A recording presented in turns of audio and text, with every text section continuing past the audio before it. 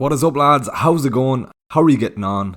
And welcome back to the channel. The international break has come and gone, and I've had time to recover from the heartache in the Aviva against France on Monday night. Thankfully, it was the opposite case in FPL terms, with a massive green arrow just before the break. I just want to take this moment to say a big thanks to everyone, as I hit 3k subscribers since my last video. If you watch all my videos, or if this is the first time you've watched one, I honestly appreciate you all. There's a lot of time and effort that goes into the channel behind the scenes, so hopefully this will be the start of our YouTube journey. If you are watching this video, please give it a like, drop a comment below, and subscribe to the channel if you haven't already. My next goal is 5k subscribers, so let's see if we can close to that by the end of the season. In this video, we'll be looking at my Game Week 28 review, and we'll also be looking at my transfer plans and team selection ahead of double Game Week 29. Let's get into it. With only one clean sheet in his last 5 games, big things were expected from Kepa in Game Week 28 with a home fixture against Everton. It was a disappointing return as he conceded twice to only come away with a 1-point return. He now has a double in Game Week 29 against Villa and Liverpool, and with 2 home fixtures in the double, I'll be hoping for a 6-point minimum return. Moving on to the defence, things weren't much better with the whole back 4 blanking last game week. Botman was at fault that resulted in Dennis scoring for Forest to wipe out my double Newcastle clean sheet. My Chilwell transfer in didn't pay off as he came away with a 1-point return alongside Kepa after conceding twice against Everton. The only saving grace was I got rid of Rico Henry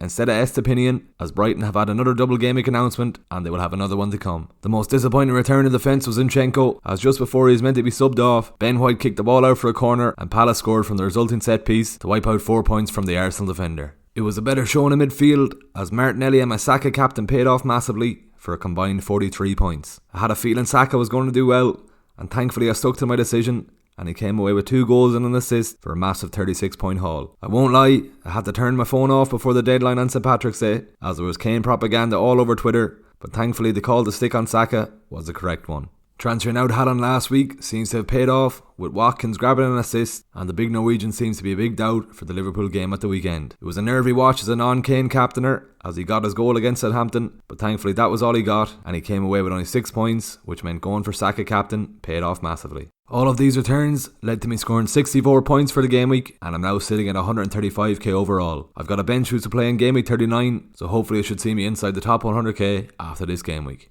The big news this week was the announcement of double game week 34 that will see 6 teams doubling. My team is in good shape with 6 doublers at the moment for 34 in Haaland, triple Brighton and double United. I'd also be looking to add Salah and Bruno into the team, so I'll be looking at an impressive 8 doublers for game week 34. This double game week announcement also means that my free hit will most likely be locked in for game week 32. City, Chelsea, United and Brighton will all be blanking in 32, and I will more than likely have 8 players from these teams, so it will be the sensible move to free hit that week. It kind of works out perfectly as the teams that blank in 32 will also double in 34, so it was the correct decision to hold the free hit until then.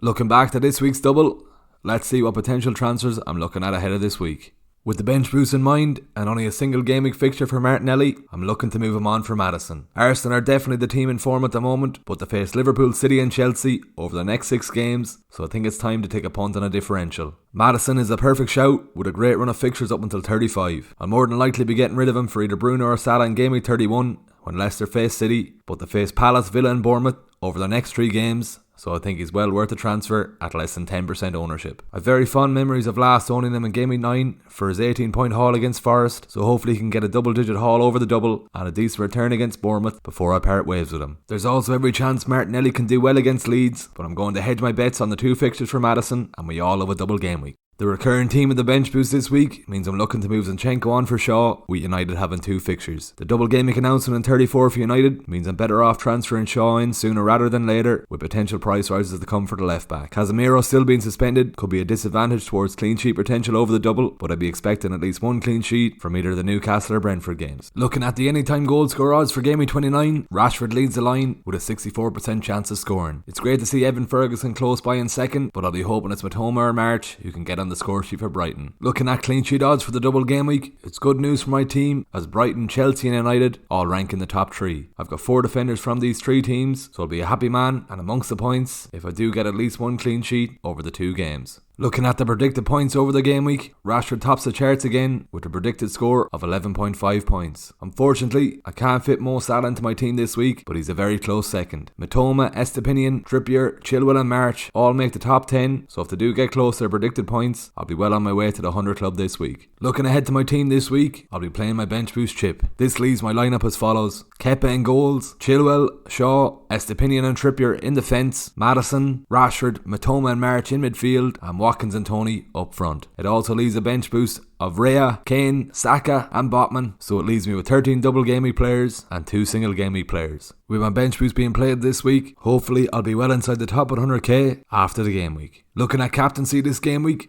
I'm currently leaning towards Rashford for the armband. He played no part with the England squad because of an injury to his toe, but there's been some pictures of him in the gym this week, so he should be fine to play both games. He's a standout leader for the chance of a goal and has ranked highest for predicted points this game week, so all options point towards Rashford as captain. Brighton have 2 lovely fixtures against Brentford and Bournemouth, so I'm slightly tempted by Mitoma here also, but I'm on Rashford at the time of this recording. I'm currently not locked in on my team, so don't forget to follow me at FPL Era on Twitter and Instagram, where I'll post my locked in team before the deadline. If you have made it to the end of the video, please give it a like, drop a comment below and subscribe to the channel. Let's hit a like total of 40 likes on this video, so let's try and hit this. I'll be streaming on Saturday morning before the deadline, so I'll see you all then. There you have it, there's my GW29 team. Best of luck for GW29, I'll see you in the next video.